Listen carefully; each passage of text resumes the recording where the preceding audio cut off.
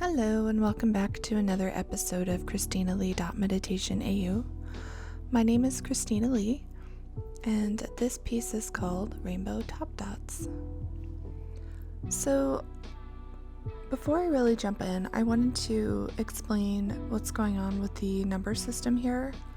I was having such a hard time keeping track of which size tool that I've been using, and I find that these discs are such a great way to just put them in the picture, and if I video edit, I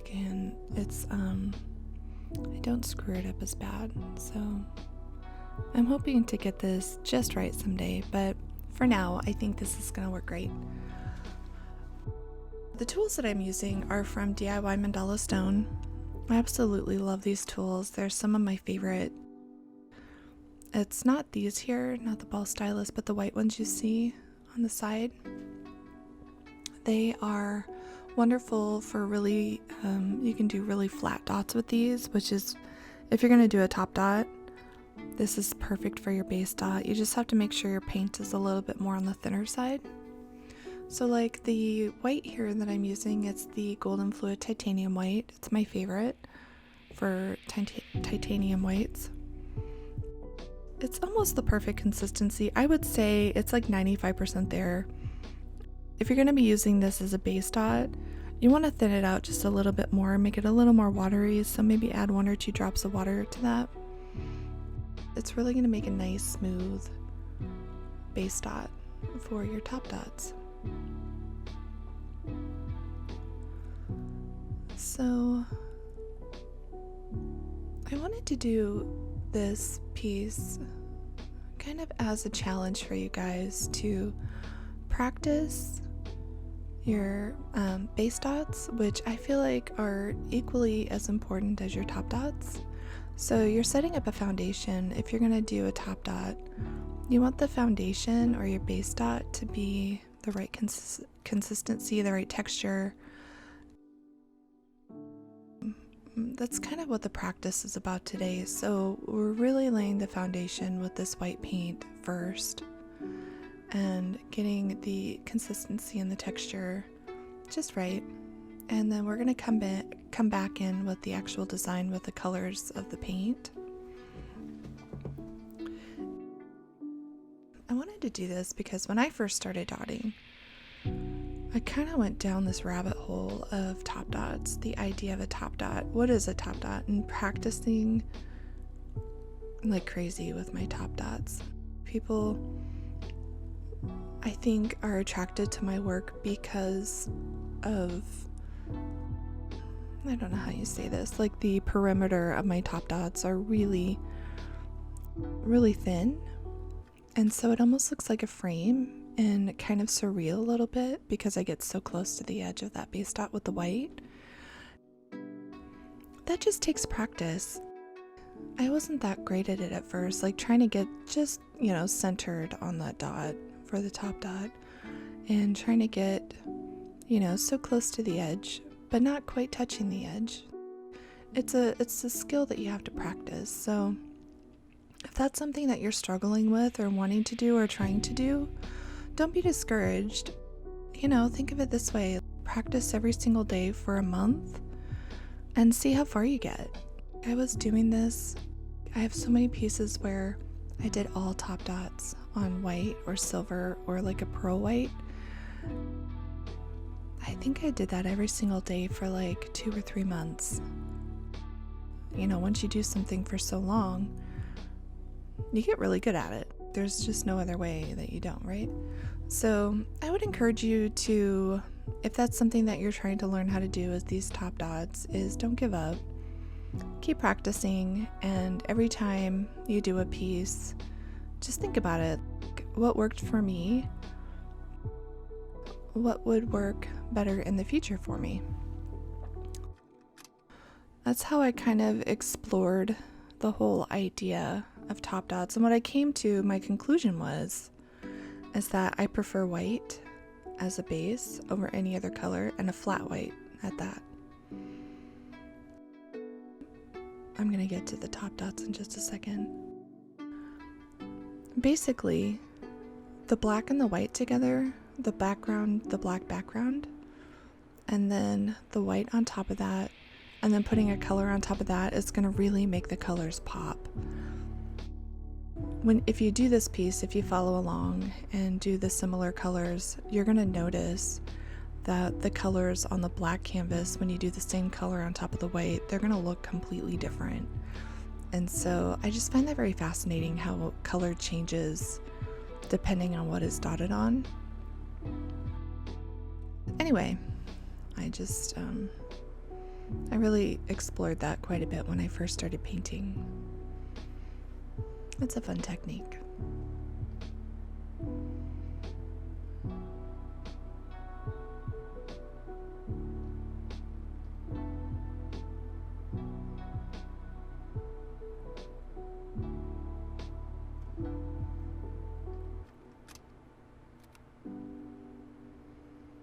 So this golden color, yellow color I'm laying down here,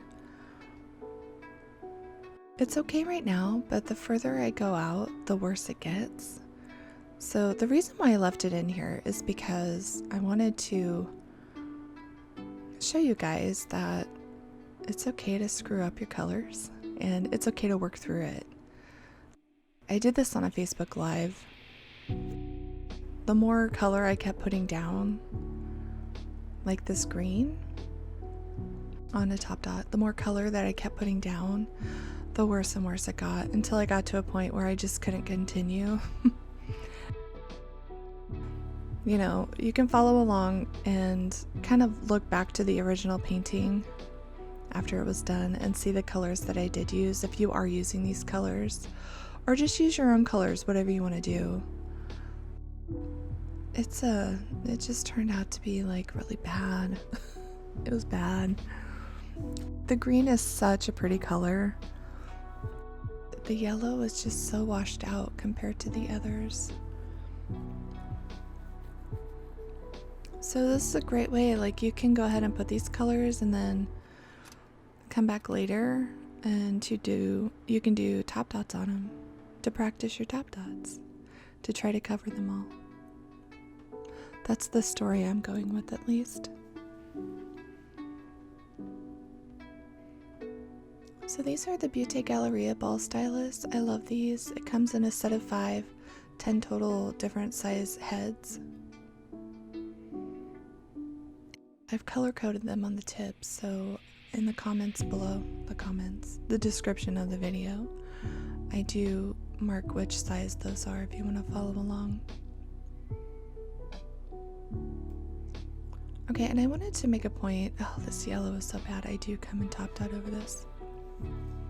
I wanted to describe how I do my top dots, especially on these white.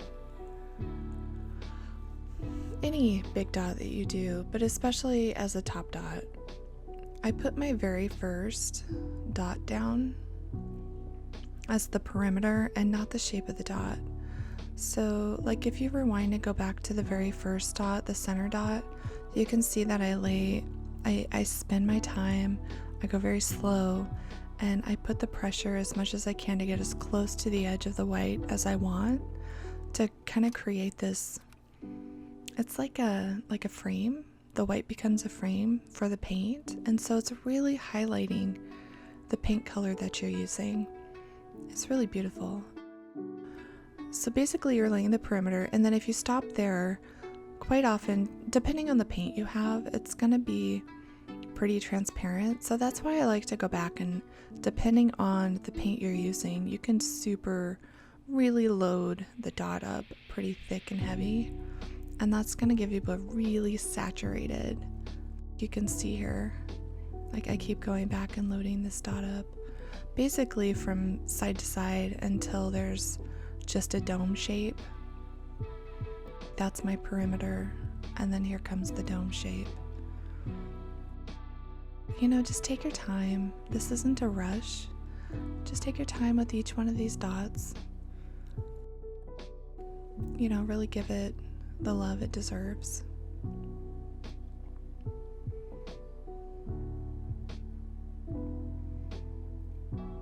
The center of this thing is like so bad. It's so bad. That yellow is just screaming.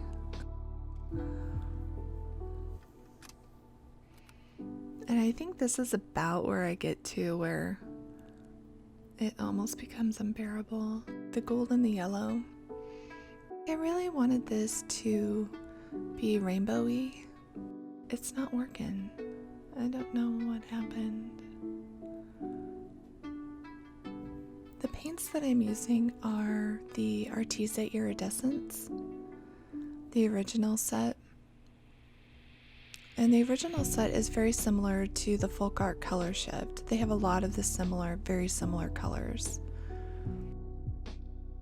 So you can interchange them out. You can use either one, whichever one you have, or you can use, you know, whatever colors you have. It doesn't have to be these paints, but that's what you see here. They're really pretty paints. I think just something is happening with that yellow it's basically overpowering the entire piece. And with the white, it's just like eating everything up. I'm trying to remember. We'll find out here shortly. Like, I just have to come back and fix it. Like I said, you can follow along and do the yellow. Maybe you love it. I don't know. Then you can come back and dot over it and just do your practice.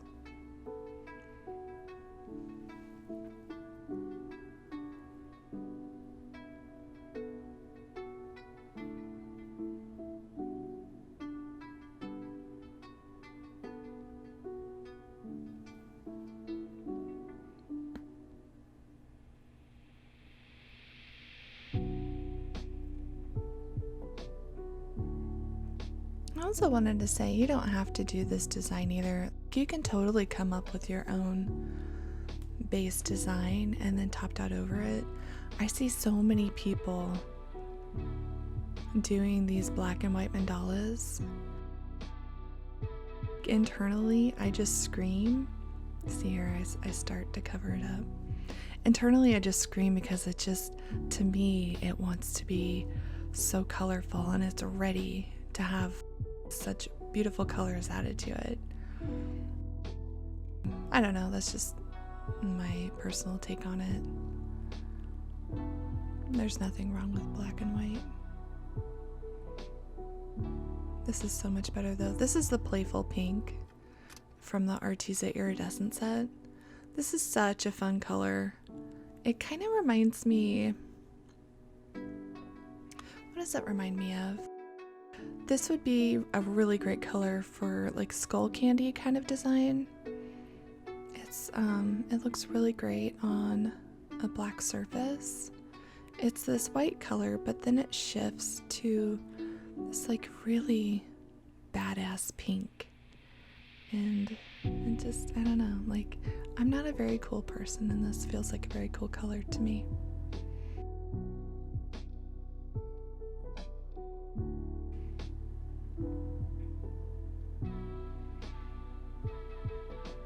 So I'm doing a Facebook Live right now, and I keep digging in with this yellow, like I really want to make it work. And I thought if I covered up the gold, like then the yellow would work. And it's just not working. And thank goodness I had Facebook Live there because they were really kind of talking me down from the yellow, right? If you were there, you know what I'm talking about.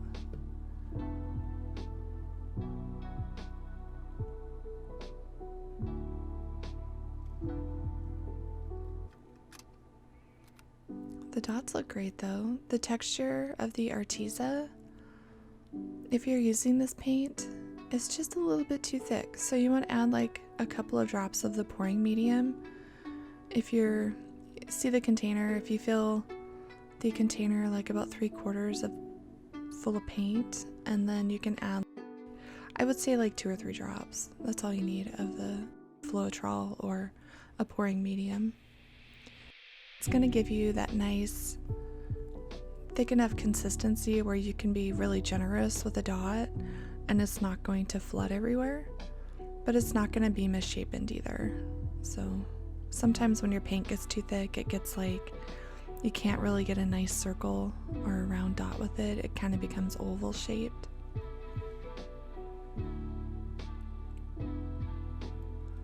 I'm trying so hard to fix this yellow. It's protesting.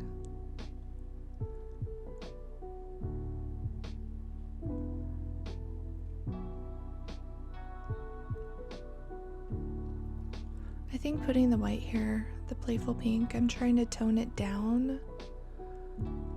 It's not working. It's just bringing more brightness to this section of the canvas. The whole thing energetically is such a nightmare. Especially next to the glowing, I think it's like glowing peach or something. If you're using the color shift, it would be called Orchid Flash.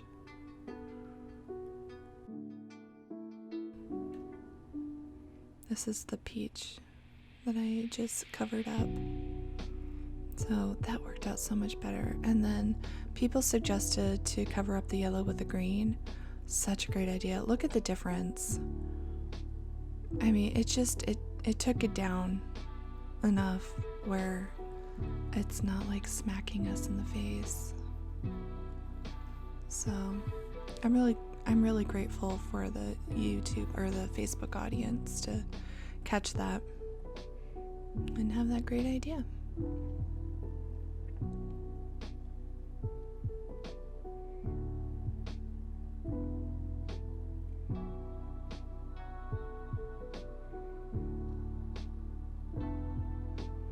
So yeah, don't ever be afraid to go back and like change colors. And sometimes what you might find happening is when you change a color or kind of top dot over something else shifts and then you have to correct that. So that's what happened when I went back over that kind of orangish color with the glowing peach. It shifted so much. It really threw off the balance. It was already imbalanced, but it was kind of other things needed to move around to make it kind of feel better. So look what just happened. Like the center of this piece suddenly is calm and relaxed. And I think, the rest of this piece can sort of work itself out now that yellow is gone. So it feels much better. Here's another technique too. I actually learned this from, I think I pronounce it Kirsten Erg. She's the one that I first found on YouTube, and I fell in love with this whole dot art experience, so thanks to her. She had base dots on the top 3, like, walking the dots, and then, but she took her top dots and just kept walking with them. Oh, I just knocked my microphone over. I was getting really excited. And so that's like something you can do too. Just, you don't have to have white base dots, you can do any color, but I like white because it really shows off the colors well. So once you finish this piece too, really take stock of like how different the colors look when they're dotted on top of the white versus the black.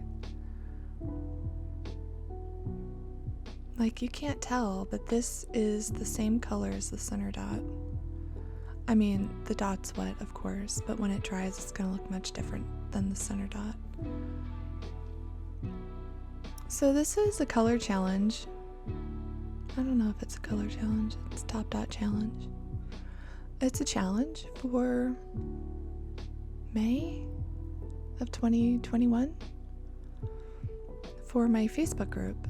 So I invite you, if you want to recreate this or, something like it, come and share it in the group. We'd love to see it. We'd love to see new ideas or, the same kind of idea but interpreted in a different way. So come share it in the group. I'll link that below and come say hi to us. It's a great group of people. We're all super excited about dot art and we just want to help each other grow and expand our skills, our artistic talent. So I think that's about all I have for this piece. We got there. I think we're close. But any other resources, I'm gonna link them below.